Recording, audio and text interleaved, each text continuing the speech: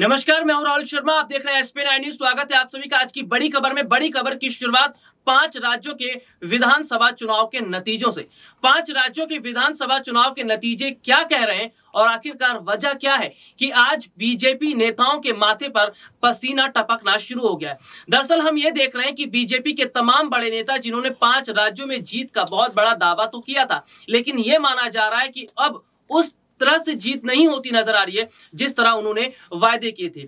पश्चिम बंगाल में भी बहुमत से आने की बात कही गई थी, लेकिन वहां के नतीजों ने साफ तौर पर बता दिया कि अब जनता बीजेपी को नकार रही है।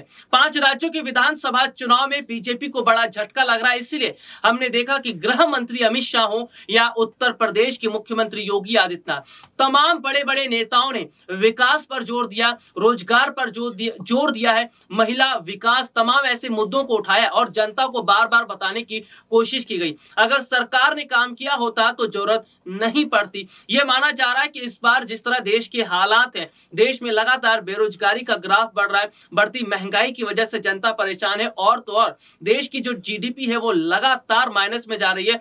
इसका मतलब है कि जनता इस बार बीजेपी को नकार रही है और 5 राज्यों के चुनावी नतीजे जो आएंगे, अगर उनमें से 4 राज्यों में भी बीजेपी को हार का सामना करना पड़ता है तो समझ लीजिए कि बीजेपी के लिए लोकसभा चुनाव का रास्ता पूरी तरह ब्लॉक होता नजर आ रहा है, यानी कि बंद हो रहा है और जनता मन बना चुकी है कि इस बार बदलाव करके रहना है। आगे और क्या अपडेट रहेगा इस पर लगातार हम अपने दर्शकों को जानकारी देते रहेंगे। एक और महत्वपूर्ण जानकारी अपने दर्शकों को दे दे, कल यानी कि आखिरी चरण का जो मतदान है, सुबह से एसपी 9 न्यूज लाइव करेगा और लाइव कवरेज के दौरान हम अपने दर्शकों को ये जरूर बताएंगे कि वोटिंग का क्या हाल है, कहां कितनी वोटिंग पड़ रही है, सुरक्षा के क्या इंतजाम है, इसके साथ ही किस राजनीतिक पार्टी को कितना फायदा मिल रहा है। तो आप लोग सुबह से जुड़े रहिए हमारे साथ और लगातार कल लाइव कवरेज करके हम तमाम जानकारियां अपने दर्शकों को पहुंचाएंगे। चलिए आज के लिए इतना ही, आपसे फिर दोबारा मुलाकात होगी, तब तक के लिए इजाजत दीजिए।